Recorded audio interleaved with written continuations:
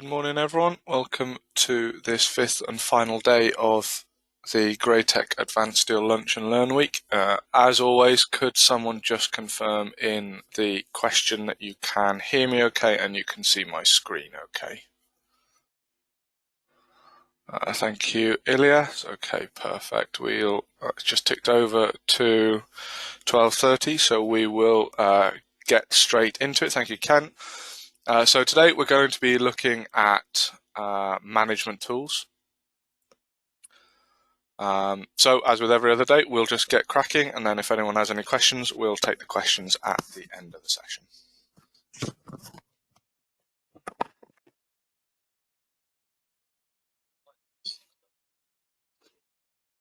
first thing we're going to look at is actually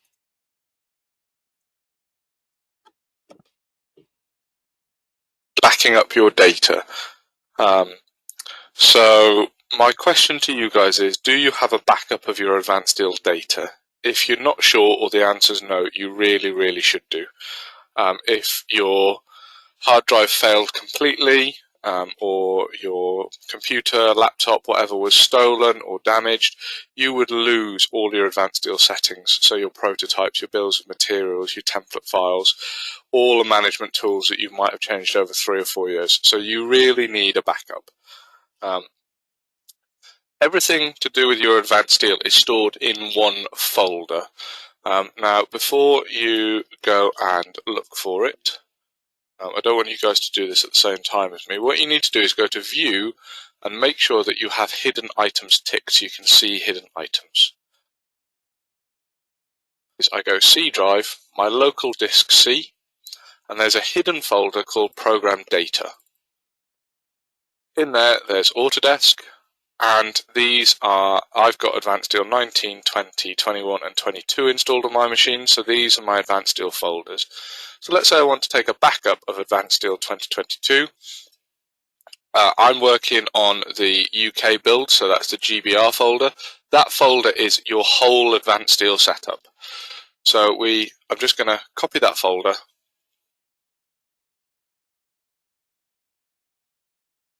Now, what I'm going to show you here is how to make a master set of data. This master set of data also means that we could copy these settings from my PC to, say, Alex's PC, and then we're running exactly the same settings. So we have GBR copy. Now what we need to do, assettings.xml, this is the position of your tool palettes and your management tools and things like that. We want to, in our master set of data, set that to old, because if you're going from 2 screens to 1 screen or 3 screens back down to 1 screen, you might lose your management settings and your palettes and things. So renaming that to old gives us what we need. Now, I'm not going to do this for every folder, but in the following folders, so database update, kernel, management tools, steel analysis, user 2, what we need to do, go into each one of these folders and there will be a data folder. And we have in here our MDB files. These are our database files. So you can see that we've got Aster base, Aster profiles, that's where all your section sizes are. So any custom sections that you've added will be added in there. But what we also have are these LDF files. These are called lock files. So these files lock these databases to your machine. So I'm going to arrange it by type. And in my master set of data, I'm going to delete the lock files. Because if I just pasted this folder to someone else's machine, the databases are locked to my machine. And then we would just go through those folders that I told you to. And as a data file, we delete the lock file, and that is how you create a master set of data. So we personally think that's hugely important. If you don't have a master set of data somewhere on the network or an external hard drive or in the cloud, you really should, in case something goes wrong with your computer. Okay. So let's actually have a look at the management tools, what we can do within the management tools. So on our home ribbon, we've got a big button for management tools.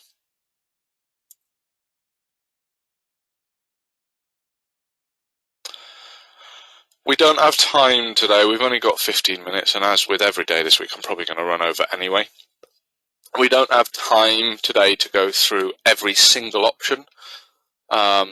So I will look at certain areas and the most common areas. So convert databases. Convert databases was used to go between older versions of Advanced Steel. The databases used to be Microsoft Access databases, and they're now Microsoft SQL databases. So that just converted from one to the other. If you're using 18, 19, 20, 21, 22, you'll never need to use that button. Table editor, that is all of the databases and all of the tables. If you don't know what you're doing, I would really avoid going in there. Sort of say to people on the training courses, everyone's heard the phrase looking for a needle in a haystack.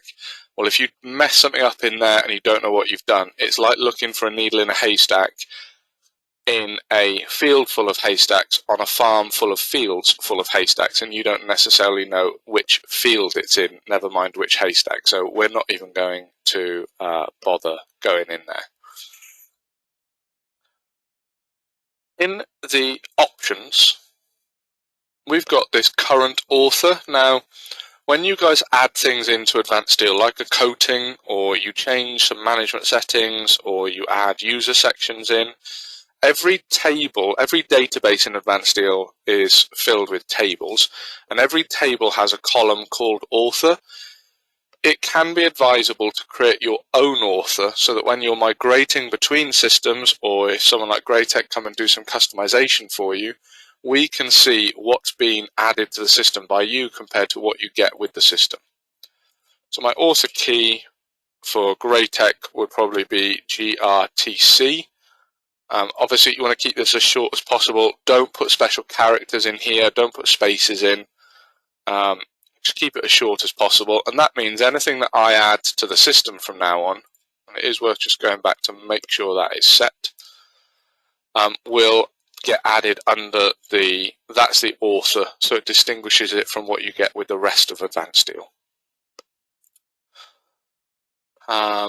Let's have a look at the preferred sizes. So preferred sizes is your favorites. If we come in here and I go to draw a beam, say,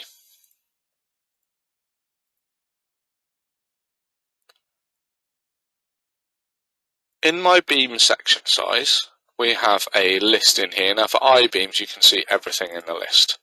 For materials, you can see that I have a list of favorites. So I've got cold rolled, I've got 235JR, 275JR, 355JR, stainless steel 304, stainless steel 316, and then I go to all, and all shows every material in the system. If we change this to a flat bar, you'll see that in flats, I've got a list of favorites. Now that list of favorites is very long and does contain things like 10 by 3 and 10 by 5. So this list is very long, the list of favorites. If I keep scrolling down here, and then I go to all, that's every flat bar that's available in the system. So anytime you see all, the bit before all is your favorites. These are controlled by your preferred sizes.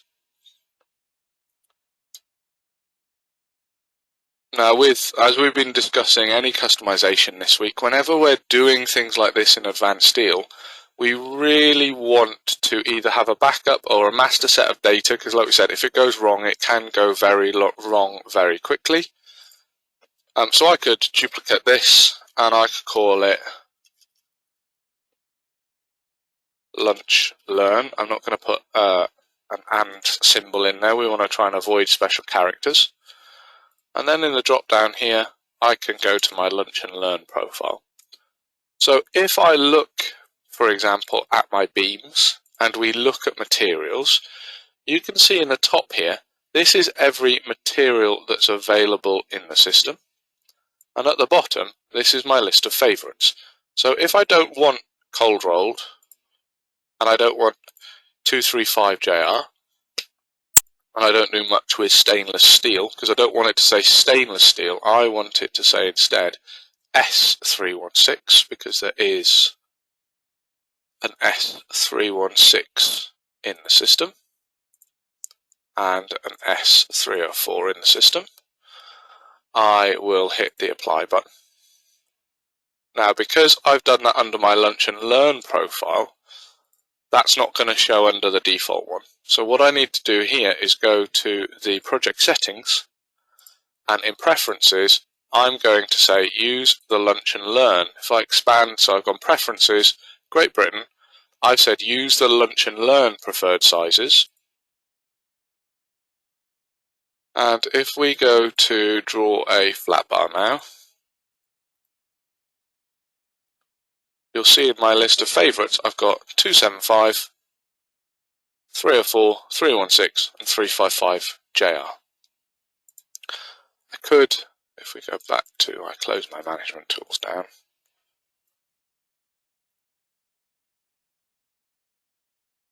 So that was the material.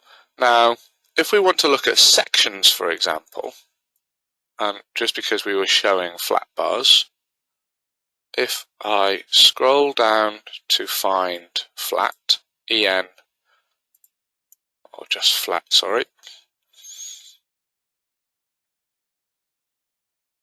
you'll see in my preferred sizes, these are all of my flat bars. Now, you have to be careful, make sure we're on the Lunch and Learn profile.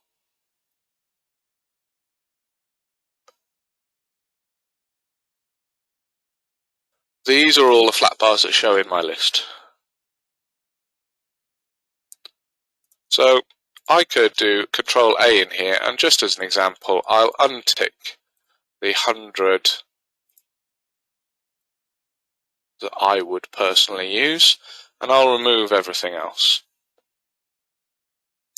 And then hit apply. Close my management tools down, we'll delete that. And if we go and draw a new flat bar, I now only have the sections that I would use on a regular basis. If I want anything else, I then just go into the all list. So that's what we can do with preferred sizes. Object Property Editor is how you add extra data or bits of data into the system. So if we want to add a new coating, for example, we would expand coating, you click on an existing coating, choose new, and we would just type Lunch and Learn in there. Now you've got options for name and name on drawing. I've always been told, and we think it's best to just keep those the same. You can have spaces in there if you want. Now we've added that to a database. What we need to say to Advanced Steel is, right, come and reload your databases. So to do that, we've got this little button here called Update Defaults.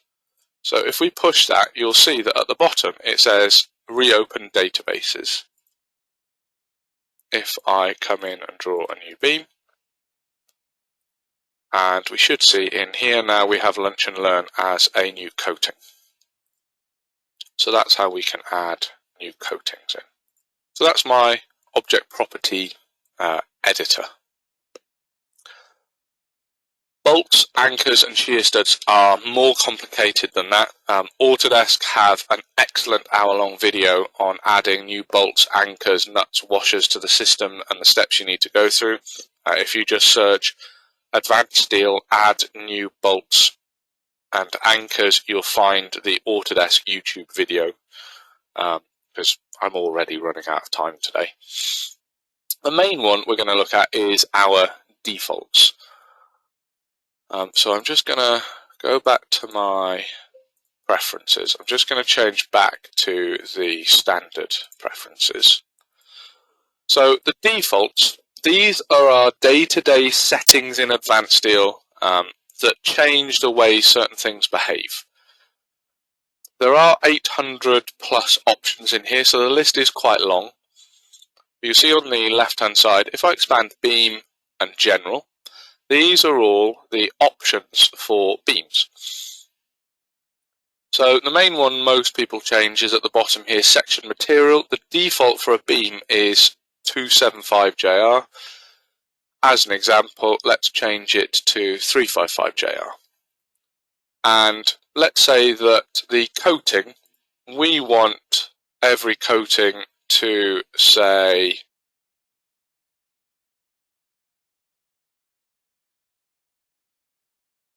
shot blast and red paint, let's say. Now, to change and load the settings in, we would go load settings in advance. And just as a double check, we would update the defaults. Now, if I start a new drawing, we'll start my template that we created the other day.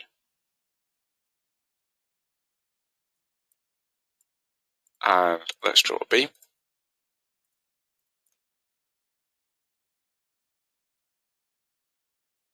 That hasn't done it because the system is remembering what I told it to do, so I might have to restart my advanced steel. Hang on a second. So the reason that didn't work, I've just restarted advanced steel. When you draw a beam, the system remembers the coatings and things like that, so even when I start a new template file, it's remembered those settings. So hopefully now I've got a new session of advanced steel, so I've shut down and restarted. There we go. My beam material is 355JR and my coating is shot blast and primed. Now, I'm already over my 15 minutes. We don't have time to go through all 800 options in here. If you're not sure where in the list this is, we've had this filter at the bottom here. So I can type in coating, and any defaults that relate to coating, so coating for section, I'm just going to change that back to as it was. But you can see for plates, there is one for plates. Or if you wanted to know what layer things go to, if we type layer, there's layer assignment, and then that shows us what layers everything goes to. So if you guys have your own company standard where it was GRTC underscore beams, we could then change this to be GR underscore beams. We would have to do the same in our template file, but these are the sort of system settings that we can change. If we look at drawing presentation, we can expand it. You can see we've got 4 sub-tabs in there. If we choose colors, these are all the colors that the system uses when it runs its drawing as a default. If you remember back to when we did the drawings, I said use the layers when you run GA drawings, but this will apply to everything else. As we did with the options, where I've got my own author, and as we did with the preferred sizes, where I added a lunch and learning, the last thing I'll say is for your default, it can be worth in here copying the profile and calling it GRTC so that your author is GRTC, your management defaults are GRTC, and then what we would do is we would say make this as a current profile, and then you can flip between 2 profiles. So we have seen people in the past if you're a subcontractor working for 2 or 3 different companies, I've had it where one of them, 1 out of say 15 works in first angle projection. So there is a management default. If we type projection, drawings general, default drawing projection is third angle. But there is first angle or first angle including end plate views. So you could have your own management default profile for that one company and then flip between profiles depending on which job you're working on. So you can have multiple different profiles for different companies or different jobs and things like that. And once again, we are already finished with today's session. Okay, so as with the previous days, these have been short, sharp sessions. If anyone does have any questions, please start typing them in now. But don't forget, you can go to our content portal, our blogs. Alec has done a blog on creating a master set of data. I've done one on cloning data.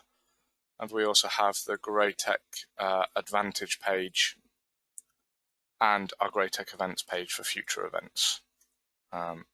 So if anyone does have any questions, now would be the time to put them in the chat window. And I'll put, in the questions dialog.